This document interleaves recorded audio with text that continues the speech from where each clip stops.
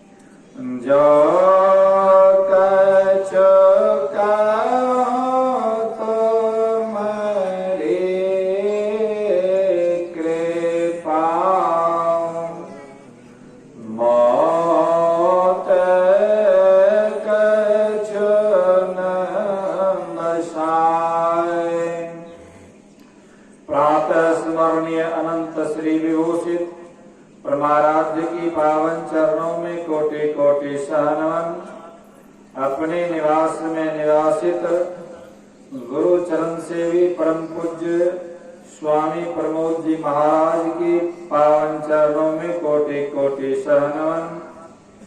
संवेद समादरणीय सज्जन वृंद, आदरणीय माताओं एवं भक्तिमती बहनों की पावन चरणों में कोटि कोटि शरणवन। अभी हम लोग स्तुति विनती के बाद सदग्रंथ से पाठ सुन रहे थे ईश्वर स्वरूप के बारे में। ईश्वर का स्वरूप क्या है, और फिर पाठ में सुने कि मन बुद्धि इंद्रियों के द्वारा परमात्मा का प्रत्यक्षीकरण करना एक झूठ ही खेल करना है। अब यहाँ सत्संग हो रहा है, कान से सुन रहे हैं ये भी इंद्रियां है, मुंह से बोल रहे हैं यह भी इंद्रियां है, आंख से देख रहे हैं रूप को यह भी इंद्रियां है। और यह इंद्रियों को वह ताकत नहीं है कि परमात्मा का प्रत्यक्षीकरण कर। इस अवस्था में तो चुप्पे रहना बढ़िया है, लेकिन उदाहरण स्वरूप जैसे दीवाल घड़ी को खोलने के लिए मोटा मोटा औजार होता है, और जो छोटा घड़ी होता है उसको खोलने के लिए छोटा छोटा औजार होता है। और परमात्मा तो सूक्ष्मति सूक्ष्म है, परमात्मा तक यह इंद्रिया की पहुंच नहीं है। हम लोग जिस मिट्टी पर बैठे हैं, धरती पर बैठे हैं, यह सबसे स्थूल है।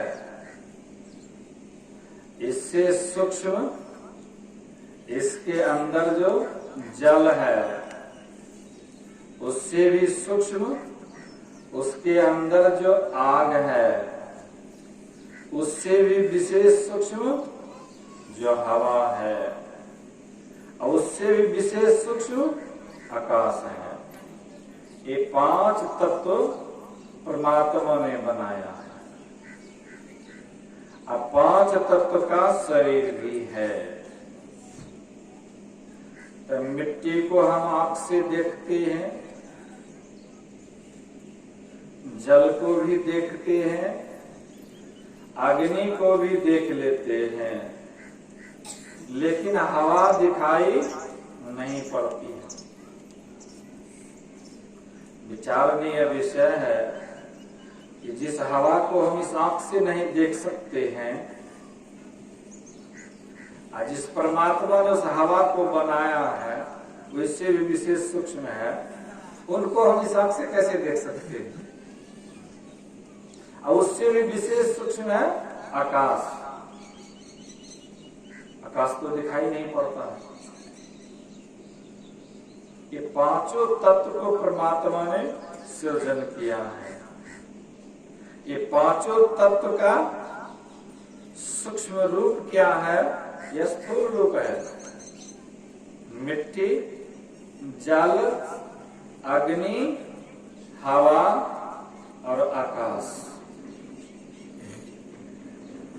स्थूल से सूक्ष्म रूप आराध्य ने स्पष्ट कर दिए हैं पदावली में।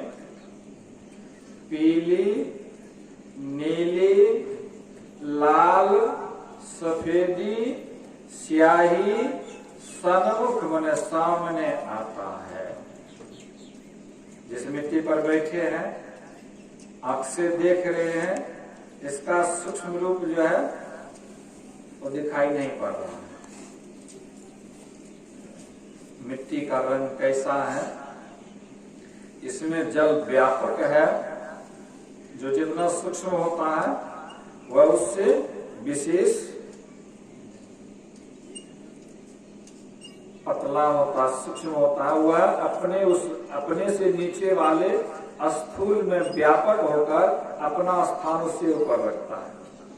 जैसे मिट्टी है, मिट्टी में पानी को घोल दीजिए, एक गिलास में रख दीजिए, तो पानी मिट्टी में व्यापक होगा कण कण में, और अपना स्थान उससे ऊपर रखता है। और जल में अग्नि व्यापक होकर अपना स्थान जल से ऊपर रखता है। हवा उससे भी विशेष सूक्ष्म है। वह अग्नि में, पानी में और मिट्टी में व्यापक होकर के अपना स्थान ये तीनों से ऊपर रखता है। और आकाश यह चारों तत्व में व्यापक होकर अपना स्थान इस चारों से ऊपर रखते हैं। जिस परमात्मा ने इस 5 तत्व को बनाया है, तो वह परमात्मा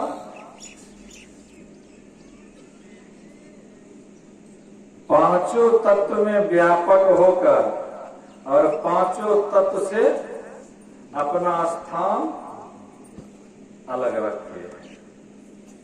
इसलिए हम लोगों को उस परमात्मा का ज्ञान, उस परमात्मा के स्वरूप के बारे में जानने के लिए रास्ता भी सूक्ष्म चाहिए, महीन चाहिए, बारीक चाहिए। राधेव स्पष्ट कर दिए, अंतर के अंतिम तह में गुरु है, मन पता पाता नहीं। नैनों के दिल में ज्योति उनकी, परमात्मा की नजर में आता नहीं। अंतिम तह में पहुंचने के लिए वह रास्ता बारीक है, सूक्ष्म है। तो जो अपने को महीन बना सकते हैं, सूक्ष्म बना सकते हैं, वही उस रास्ते पर चल सकते। इसलिए ईश्वर स्वरूप पाठ बहुत गहरा है। अंतिम तह का चुकी परमात्मा भी गुरु है, आदि गुरु। जैसे बच्चा दूध पीते हैं, माँ स्तनपान कराती है, तो बच्चे को स्तनपान में लगा देती है, पीना खुद को पड़ता है, तो पीने के लिए कौन ज्ञान देते हैं? वह आदि गुरु परमात्मा देते हैं। इसलिए गुरु बिन गुरु नहीं, गुरु बिना गुरु मिलते नहीं, और गुरु ही घर है। यानी बिना गुरु का परमात्मा नहीं मिलता। जिस गुरु के अंदर गुड़ नहीं है, गुड़ कहते हैं शक्कर को, और शक्कर में जिसमें मिठास नहीं हो, उसको कोई गुड़ नहीं कह सकते। जिस गुरु के